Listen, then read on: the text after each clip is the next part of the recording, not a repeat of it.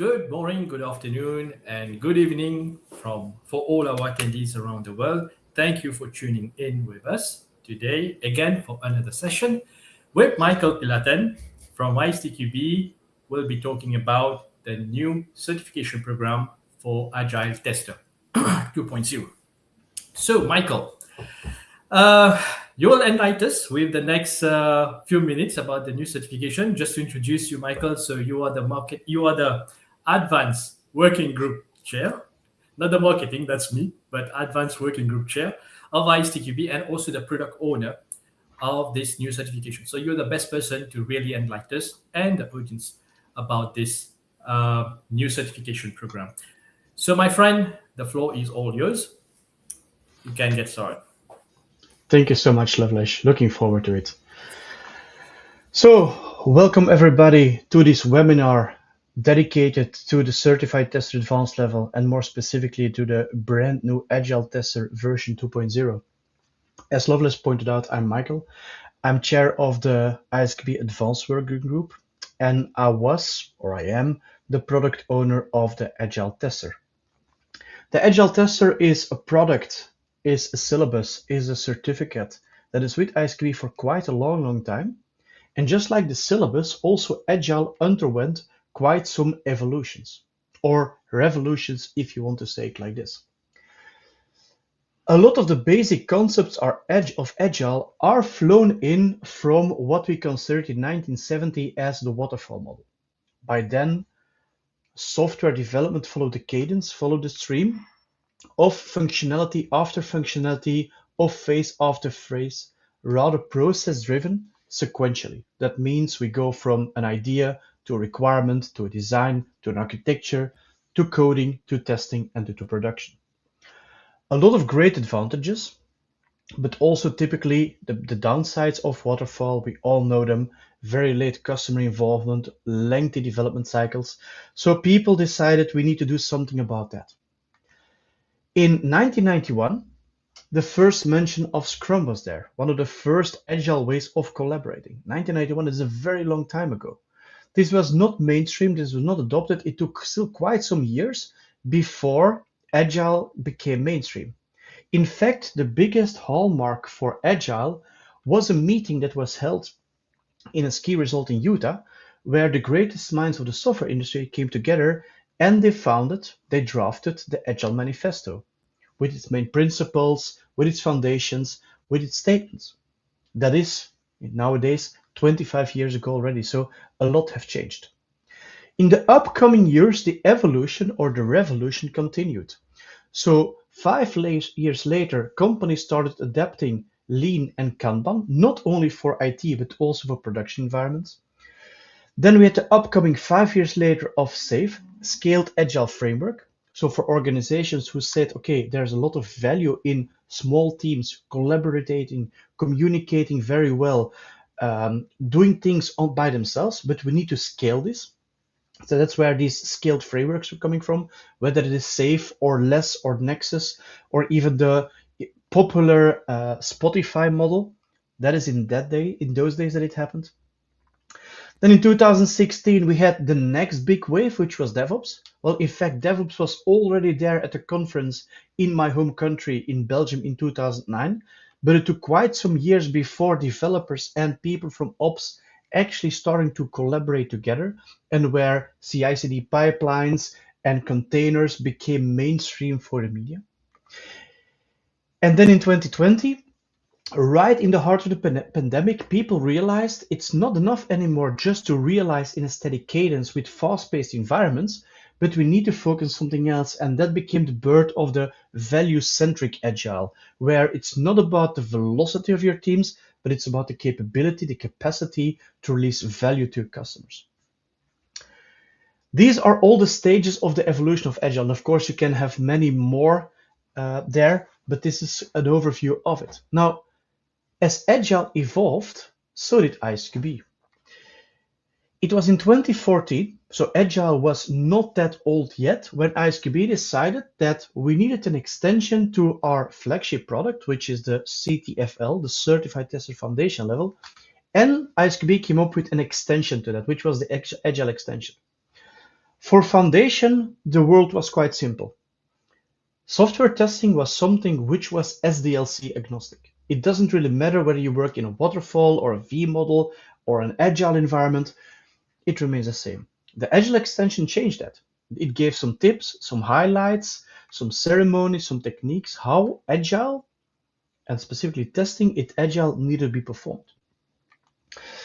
In 2018, 4 years later, we added an advanced level on top of that, which was called the Agile Technical Tester.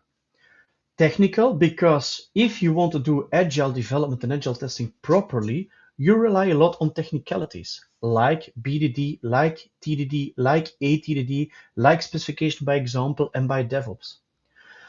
So the Agile Technical Tester was the first syllabus to highlight these principles. A year later, we updated it, some minor changes.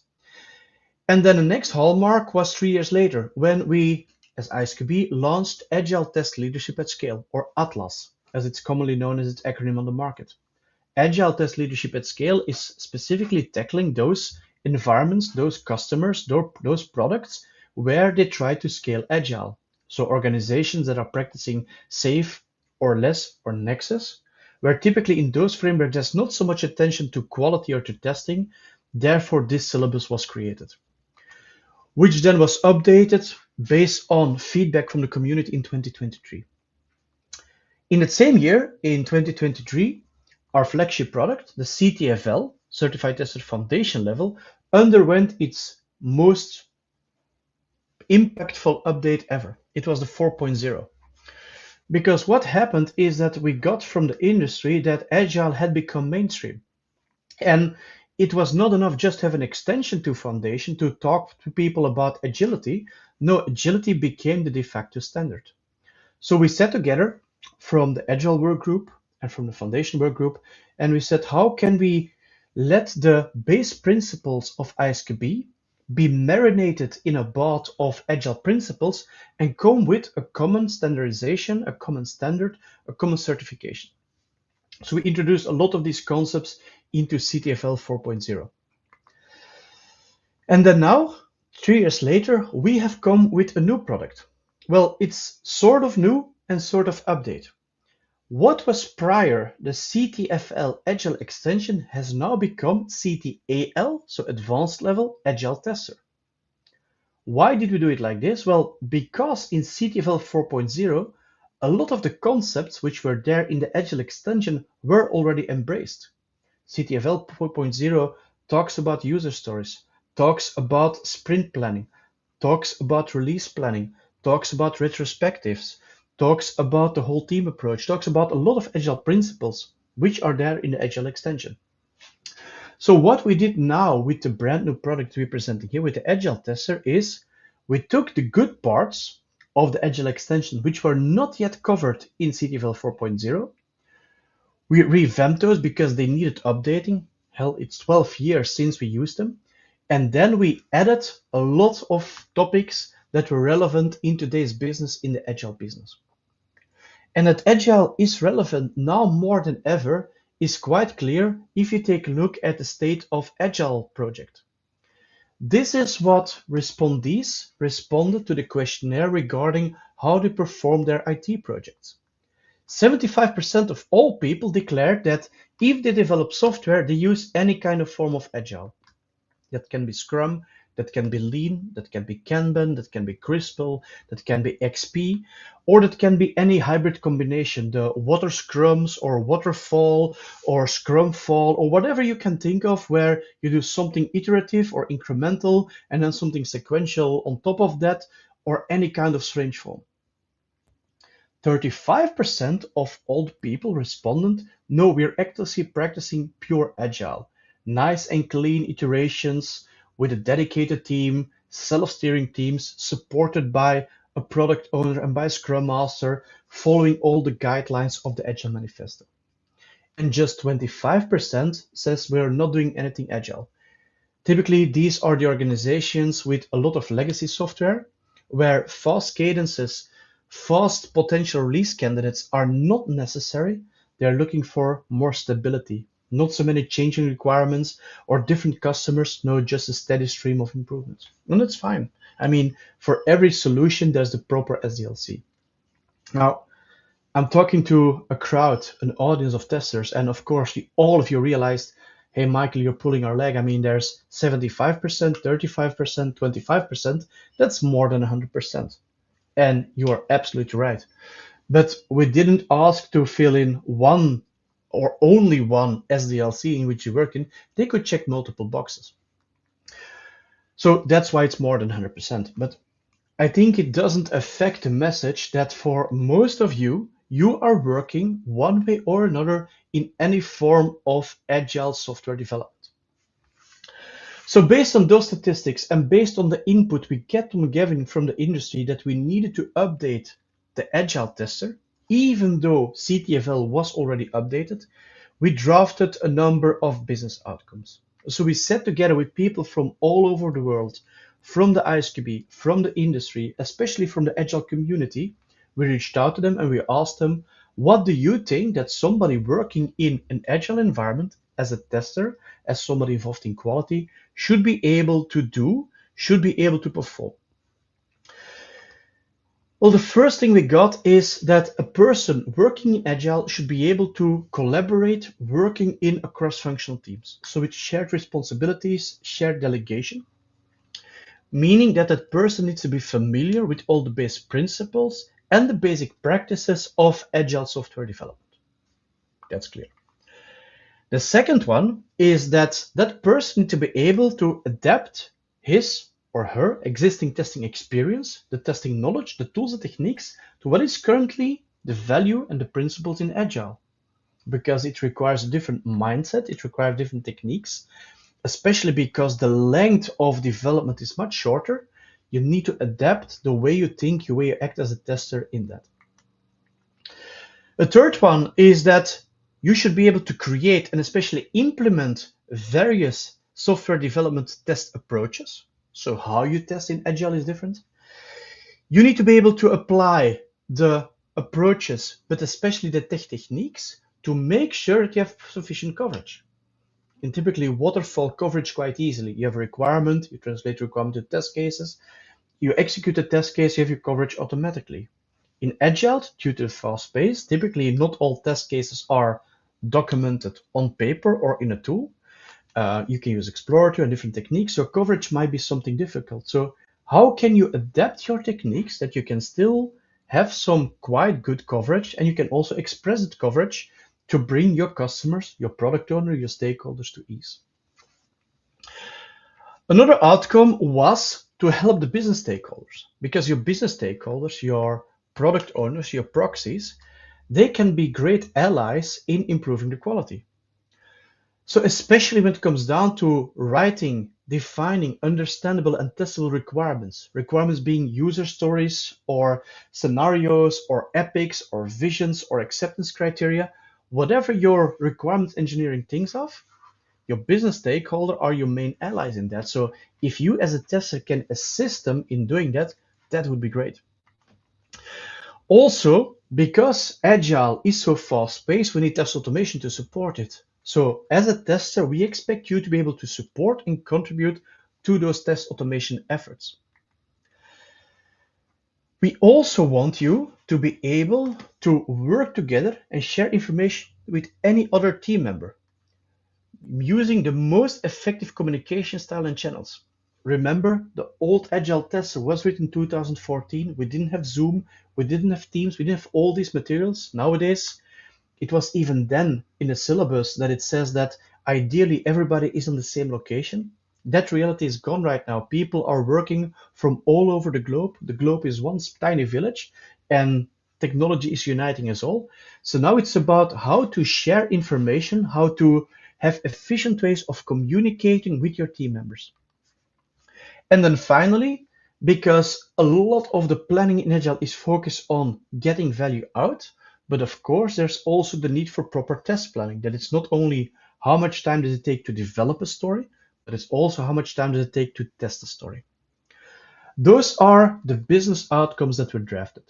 And following ISTQB processes, we translate these business outcomes, We first validated those. Is this okay?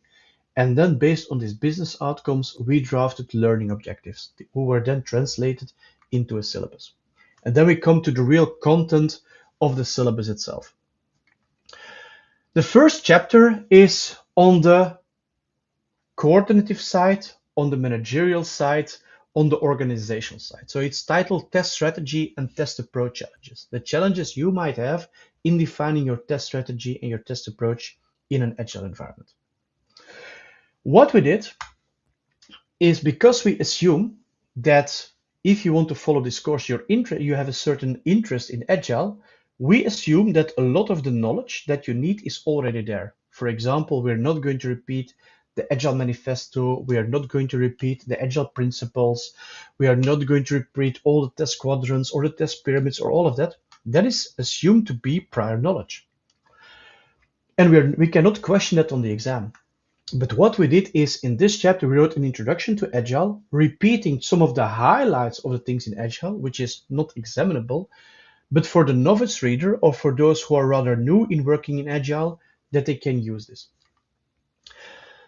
One of the biggest challenges that we are typically faced in Agile is when to execute, when to perform certain test types. There are test types which are better suited to be tested during the iteration. There are test types that you can better do after the iteration. Think about something very specialist like security testing. But if you don't have a security test specialist in your team, it's very hard to do security testing during the iteration. The same question for performance testing and for usability testing and for a lot of the non-functionals. These are one of the challenges that are tackled in the syllabus, when to do which type of testing. Another type of testing, if you want to call it like this, or a version of testing, is end-to-end testing. So a full integrated business flow testing in Agile. When to do that, how to set it up, because it's not the responsibility of the Agile team anymore, because it's outside of the scope of iteration. So how do you set it up? How do you coordinate? How do you document? How do you test? That is typically discussed here. Based on one of the best books in the software history, which is Holistic Testing by Lisa Crispin and Janet Gregory, we decided to diversify our approach. For organizations who are more towards a formal approach, documenting more, writing elaborate test cases, providing evidence, providing proof, more strict processes, and we contrast and compare those with the holistic testing view, that is the value in the more pure Agile environments. So we highlight the rules of both schools of testing, if you want to call it like this, and then we compare the benefits, the downsides of each of these schools. And then finally, one of the biggest challenges in Agile testing is, of course, regression, because on every iteration, it's so fast-paced, regression is very important. There are multiple approaches how to tackle that, and in the first chapter, we discuss all of these approaches. The second chapter is a little bit different. Where the first chapter was about strategy, the second one is about what makes Agile Agile, that is the people and the teams. So we reiterate there about the whole team approach, whether you have to compose a team made out of specialists, out of generalists, that everybody can fulfill each other's roles or step into or help each other. The difference between the T-shaped profile, the I-shaped profile, the comb-shaped profile, excuse me, or the U-shaped profile. So how do you do that? Do you want to have specialists in your team the entire time? Do you want your team to grow in generalization, to tackle multiple areas of expertise? Or do you do specialization afterwards? So how do you organize your teams? It's also about proper collaboration with product owners. These people are the liaisons with the business. They are the contact person, the proxies. They have a lot of stuff to do. So how can you make them more enthusiastic about collaborating in the sprints? And the same applies for the developers. How can we motivate developers to invest more into quality, in test first principles, into helping us, into making sure our code is testable, that it's ready to be automated, and to resolve defects? How can we help them, and how can we convince them to help us? And then the final topic in this chapter is the concept of tissue testers. Tissue testers coming from the gaming industry, which is a highly volatile environment with a lot of agile development, where a tissue tester is considered a tester, like a hallway tester, that tests a product once and afterwards is so biased that you cannot use his or her opinion anymore. So how do you tackle those challenges? That's your second chapter. Your third chapter is again more on the operational side about managing the tests. So once they are ongoing, and then while the tests are going, how can you continuously improve your testing? Again, one of the hallmarks of Agile.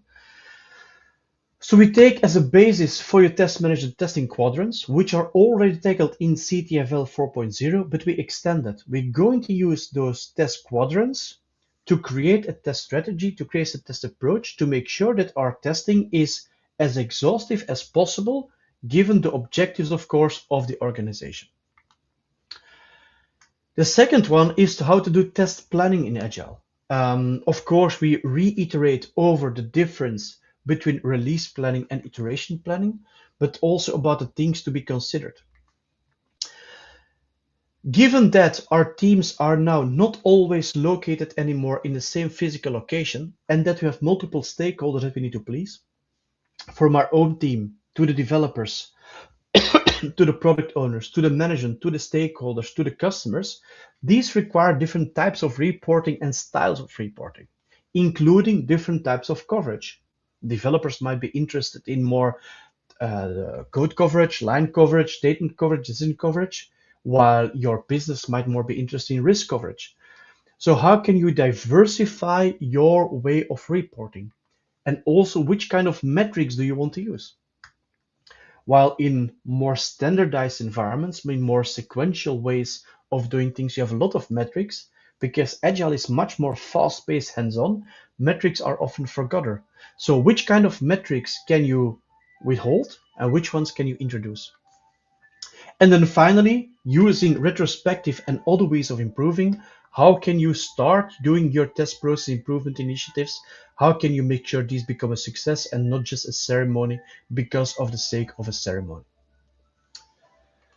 Chapter 4, that becomes much more hands-on operational. It's about shifting left. It's about trying to avoid defects rather than detecting defects. So we go over the concepts of TDD, BDD, ATDD, and DevOps. When to use them, what's the difference, what are the advantages and the disadvantages. Of course, always to the link of some of the other new syllabi that were released, the quality in DevOps syllabus, for example, which can base as a next step after this one. We explain the concept of storyboard, especially for analysis, but also for test boarding, to visualize your testing journeys. We use example mapping, and we practice that as a technique very valuable for people in testing. We also highlight the importance of bias awareness. When less things are documented, where more things are communicated and collaborated, there might be some biases happening. A confirmation bias, a justification bias, different biases that might affect your idea about quality. To make sure that these do not affect us too much, we want to create some awareness there. Because we want to help our people much more, we need to think about user story slicing as well. User stories are the foundation of everything that we have. These are our base requirements. So we need to have those, and we need to think about how to tackle these. So this is about having multiple techniques to do proper user story slicing to make sure our user stories are atomic and okay. And then finally, it's not only about user story, it's also about acceptance criteria. We are talking about different approaches in requirements engineering, whether that's modeling or documentation or anything else, that is a good thing. The fifth chapter is even more hands-on. That is about the different agile approaches and more specifically the test techniques that you can use. So we're talking here about test heuristics, the things you can use to improve your test cases. It's about mnemonics, the small, meaningful elements, the acronyms that can help you, like San Francisco Depot, Live View Hiccups, like little things that can assist you in coming up with new test ideas, with new test items. It's about the concept of having test tours, so guideways through the environment of testing. that brings you into new, unbeaten paths of your software, of your product. It's about test chapters, which we all know, which are the basis for exploratory testing, but then also how you can do this. So how you can extend your exploratory testing, being session-based, being in any way or format. So time-boxed, closed entries, and so on.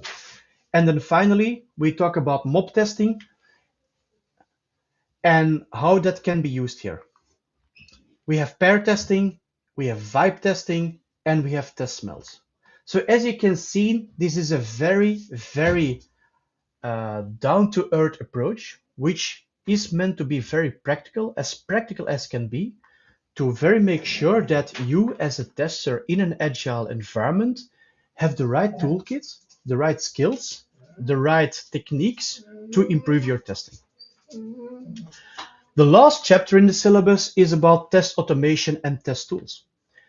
Because as I said before, it's very hard to do proper agile work if you don't have tools you can rely on, and especially to take away some of the more thought-provoking things, more iterative things, then test automation can be a good assistance there and is in fact very much needed.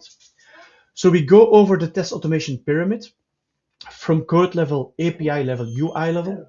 We talk about the different approaches you can have in Agile, so how to attack those. About different test first approaches, so again, avoiding defects, shift left, where the concept of first time right becomes the main message. We talk about the different test automation strategies that you can have in Agile. And finally, we conclude by the different test tools that you can have in Agile, other tools than just having the test automation tools that are available. That is in a nutshell and a very short overview what the new syllabus is all about. Now, ISTQB is not only creating a syllabus, of course, ISTQB is also about certifying people. So the next step, next to having a syllabus ready, is also, of course, having an exam. And you might wonder, this is a different version of the exam, what can you expect? So the new CTAL Agile Tester 2.0 exam is just like most exams, happening with 40 different questions. It's fully multiple choice, where the maximum score is 52 points. And in order to pass the exam, you need a score of 34 points. That's it. Your total exam length is 90 minutes. So 90 minutes is 1 hour and a half. Now, for all of you who are non-English natives and who take the exam in English, you get a 25% bonus to help you with your language challenges. Now, if you're French speaking or Finnish speaking or Arabic speaking and you take the exam in Arabic, of course, then you don't get a time extension. But this is purely for those people who take the exam in a different language than their mother tongue. ISTQB has created for you, for the new Agile Tester, a sample exam, which is available on our website. That is in English. If you're looking for a localized version, I suggest you check the website of your local ISTQB board, where they have translations of the syllabus, the glossary, and the sample exams. Now, last week, we already launched the new Agile Tester. And just a few minutes later, my mailbox started piling up with a lot of questions. So I know you might have some questions already. You can put them here in the comments, whether it's on LinkedIn, on Facebook, on YouTube, or whatever format you are trying to use to follow this session. So if you have questions, put them in the comments and we'll tackle them at the end of this session. But I'd like to address some of the questions you already asked me via mail the last couple of days, that at least these are there. So some of the frequently asked questions. One of the first questions I got was, for whom is the new Agile testing designed? So what is the target audience? Short answer, for everybody who thinks he or she is a professional that is doing some testing or quality work in an Agile environment. That's the very short answer. The more lengthy answer is that means that it's for every relevant role, whether you're a tester, a test analyst, a test engineer, a test consultant, a test manager, a UAT tester. If you have tester in your name and you work in Agile environment, this is a relevant syllabus for you. Also, if you're not a tester, but you're impacted by testing, so if you're a developer, a product owner, a scrum master, a quality manager, a release manager, a DevOps proxy, or whatever, it's a relevant syllabus. And also, of course, for your business analyst, your technology leader, your C-level people, it's a relevant syllabus. Summarized, anybody who wants to contribute to the aspect of quality in an agile team and that wants to deepen their experience and their expertise, for these people, the new agile tester is designed. That was one of the first questions. Another question that was, is the new advanced level agile tester, so the 2.0, simply an update of the old CTFL foundation level agile tester, the 1.0? There's a very short answer there, and it's very clear. The answer is no. But there's also a more lengthy answer. That is that CTAL-AT, so the second version, the new version, this includes higher cognitive expectations, which we call in ISTQB K4. On typical ISTQB syllabi, you have learning objectives called K1, K2, K3. K1 is learning by heart, K2 is understanding, and K3 is practicing, is doing exercises. K4 is a higher cognitive expectation. That means you really have to be able to analyze certain situations. So in this syllabus, we tackle some of those where we say, given this situation, given this objective, given this team, given this project, given this budget, what would be your ideal response? How would you act in that kind of situation? This is something that you not get on a foundation level. We also added, as you saw in the previous slide, a lot of more advanced topics, which are not relevant or not that relevant for somebody completely new on a foundation level. And we put a stronger focus on strategy, so that Agile is not just an activity, but becomes a strategy in Agile, in leadership, and in continuous improvement. Summary, the new Agile tester syllabus on the advanced level is a move from what was foundational knowledge to more advanced professional competence and experience. I also got the question, oh, but yeah, Michael, but in the old Agile tester, we have great topics like the test pyramids and the manifesto and the quadrants and retrospectives. Where are they? I don't see them anymore. Well, these topics are considered assumed knowledge. Assumed meaning they have become such a household name that everybody knows them, or they are already covered in the ISTQB foundation level, so the CTFL 4.0. The Agile fundamentals, like the manifesto, like the principles, like the pyramids, like the quadrants, are not examined anymore at advanced level. But as I explained to you, we start chapter 1 of the Agile tester with a very lengthy introduction, reiterating those. So you still have that knowledge in the syllabus, but it's no longer examined. It's considered assumed knowledge. Also something, because for some of you, having the certificate is very important for your career path. So the question was, I have a certified tester, Agile tester 1.0 certificate. Will I lose my certification? And I can be very strict and open with you. No, you will not lose your certification. Just like any other ISTQB certificate, the existing certified tester, Agile tester certificate remain valid. What is the case, however, is if you are active nowadays in an Agile teams, I can only urge you to recertify, because your Agile tester certificate is based on knowledge from more than 12 years ago. That is a very, very long time. There was no ChatGPT, there was no Copilot, there was no Gen AI. A lot of the things we now take for granted were not there. Just the platform I'm streaming up right now didn't exist back then. So there's a lot of new content in there. So even though your existing certified tester, Agile tester certificate remains valid, I think there's a lot of value for you working in the Agile industry to recertify and to up your credentials to the newest level. The vice versa question is then, I currently hold my Agile Tester 1.0 certificate. Will I be automatically upgraded to the advanced level? And there it's also clear, no. Just like we don't take away a certificate, we will also not be giving away for free the new knowledge, and especially not the new certificate for that. So AT will not be grandfathered into the advanced level AT. That means that if you're interested in acquiring advanced level Agile tester, you need to gain the new qualification. You need to go for recertification there. Why? Because we want to protect the credibility of advanced level certification and because the scope and the difficulty has increased. Scope has changed by more than 70% and the difficulty level has switched from K1, K2, K3 to K2, K3, K4. So it became a more dense, a more specialization, advanced-oriented syllabus. For those of you who say, okay, but the new one might be too difficult, I'm still looking for the old Agile tester. How long can I keep on doing training and exams? ISTQB has declared sunset dates. So last week, ISTQB launched the Agile tester. That means that the old Agile Tester 1.0, its training based on that syllabus and its exam remain valid for 12 months from now. If you take your training, your syllabus, your exam in a different language, so it's localized, then it remains valid for 18 months.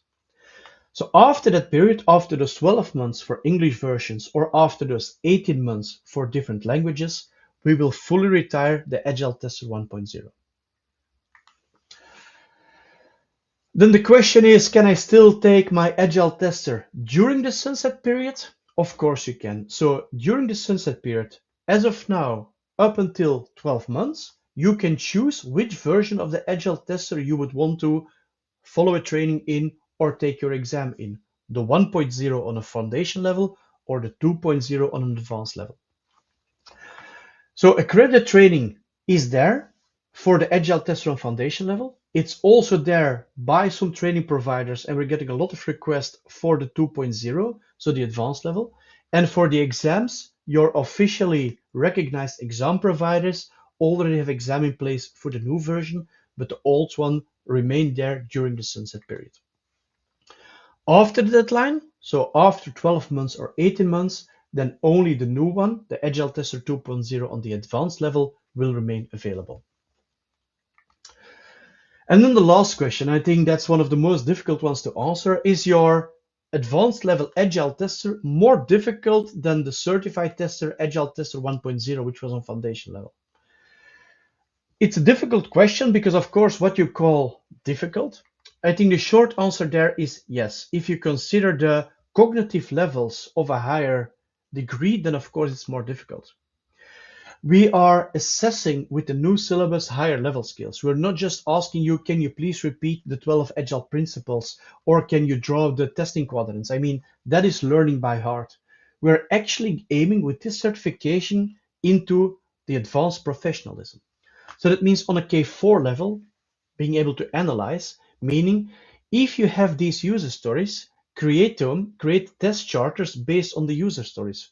How many test charters, how deep, which techniques will you use, how much time will you spend on the test charter? That is part of the skills.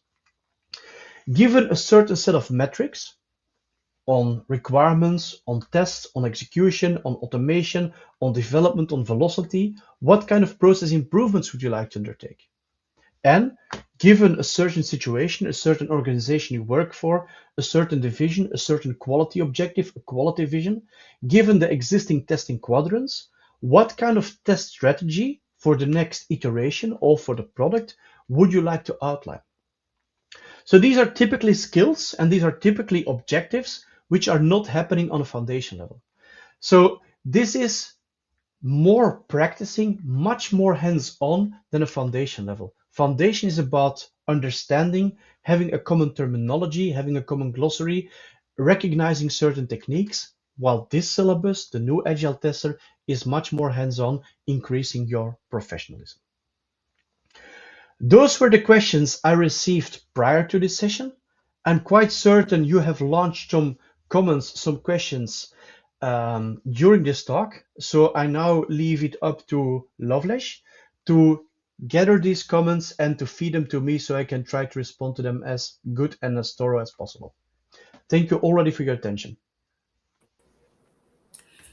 Thank you, Michael. Thank you a lot for this big overview of the certification, going through the chapters, also explaining the history of the evolution of Agile for the last 35 years. That's impressive. And I guess our audience is now convinced that Agile is now the mainstream methodology in software development. Right, just few information before we dive into the questions for our audience. A reminder of the sunset date for the current CTAL-AT, the current Agile, or let's say the previous version of Agile Tester, version 1.0.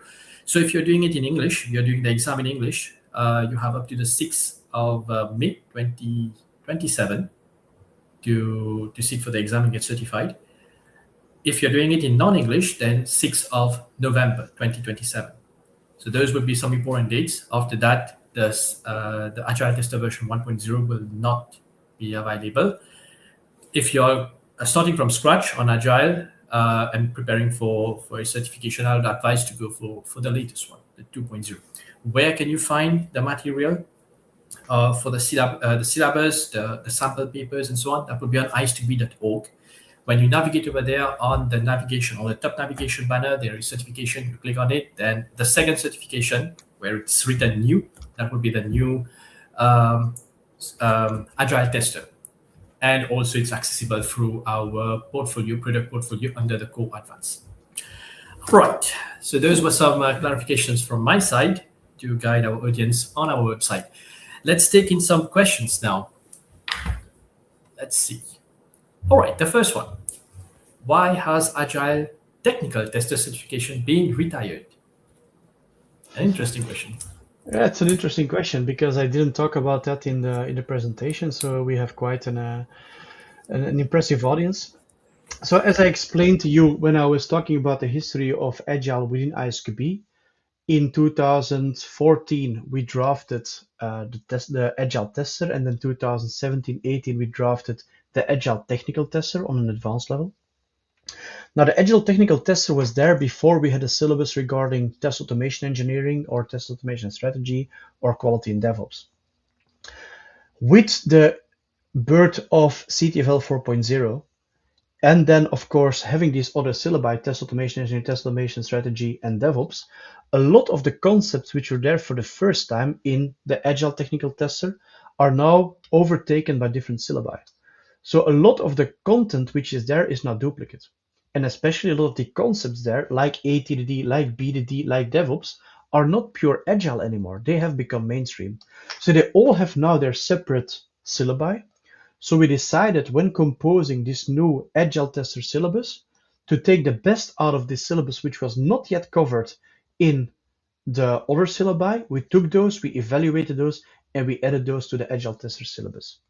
So within 12 months or 18 months, as Loveless explained, we retired two syllabi at the same time, the Foundation Agile Tester and the Advanced Agile Technical Tester, which both will be replaced by one syllabus, which is the Advanced Agile Tester.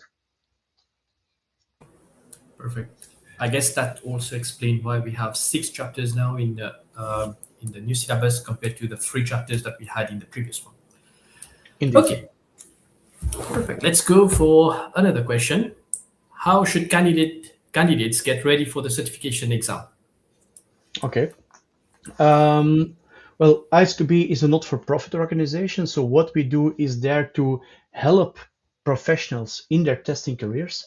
So if you want to go for a certification exam, you have basically 2 paths. You can download the syllabus, either in English or your localized version at your member board. You can download the sample papers. You can download even the justification with the responses of the sample papers. You can all do that in self-study. That's the first part. The second thing, ISTQB has already also a relationship with training providers. Training providers can use their the syllabi to create training materials, where then the member boards accredit these training materials. So that's the important one. You have to go for an accredited training providers because then you guarantee the quality. And then that training provider would help you in the preparation for the exam. So that is basically the part, whether you do it in self-study or via an ISTQB accredited training provider, and then you go to the exam.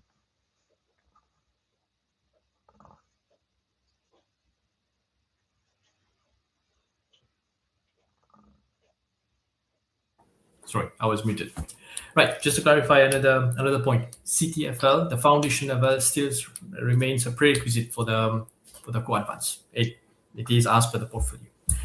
Let's take another one. What is the precondition for taking CTAL-AT exam? Yes, CTFL 4.0, but how about previous CTFL? Okay, so 3.1 or even before that. Okay. So as we said, the new Agile Tester 2.0 advanced level assumes that you have the prior knowledge about Agile.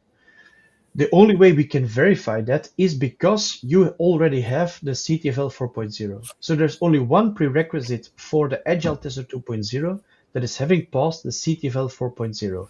Everything older than that, the 3.11 or the 3.1, is not sufficient. So you needed to prove that you know the basic concept of Agile, and in order to increase the chance that you will pass the exam or that you have a pleasant experience in your training endeavors, you need to have that CTFL 4.0.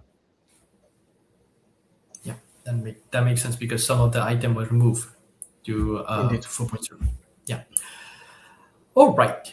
Do we have any further questions? Yes, we have one more. Will this certification improve job opportunities? Um, I can only talk from my point of view, of course, being in the industry myself for more than 20 years. People who have a certificate, for me, and I always use that analogy, is like having a driver's license. Having a certificate does not prove that you're a great tester. Having a certificate proves that you understand the basic concepts, the terminology, the tools, the techniques, the processes of what is required to work in the industry. I've seen great testers not having ISTQB certificates. I've also seen some not so great testers having an ISTQB certificate. But if there's one thing that unites certified testers, is that they understand each other and they speak the same language. So when we're talking about, for Agile, then the Agile Manifesto, and we talk about test levels, test types, iteration, releases, we all understand the same thing. And for me, that is crucial. If I hire somebody and I know that that person is certified, I know that I do not have to spend time on training that person into the right technology, the right techniques, the test tools, the mnemonics, the test smells, but I know that that person already understands that. All right, let's take the last question then. Is this certification suitable for someone who is not currently working in Agile? As I show in the statistic, sheer 25% of all the people are not working in Agile or are claiming not to be working in Agile. Even then, I think the certification is suitable. At least the knowledge behind the certification is suitable. A lot of the techniques we presented in the syllabus, the test tour, the mnemonics, the test charters, the test melts, these techniques, these approaches are very valid wherever you work, whether it's V model or waterfall or some hybrid thing or agile. That's the first thing. The second thing is, how do you know what you like if you haven't tried it? I tried it always with my kids when they were younger, and I had to feed them something, and they wouldn't eat. Well, you don't know if you like something if you haven't even tasted it. So take a look at the syllabus. If you think, hey, these are some great concepts, try them. And maybe you get inspired to start working in an agile environment. That's a perfect answer. Thank you, Michael. All right, so those were the questions that we had. So for our audience, please stay in touch with ISTQB. Follow us on our different social media channels, LinkedIn, Facebook. We are now on TikTok as well. On YouTube, we have a channel. So we'll have more updates as well in the coming days for the launch of the two other services related to DevOps and the other one related to finance testing. So, Michael, thank you again for all these clarification, for all these knowledge sharing with our audience. And for our audience, thank you for joining us. Stay connected with us on ISTQB.org and our social media platform. Thank you very much. Again, have a great day. Have a great day ahead for all those who are starting the day. Bye. Bye.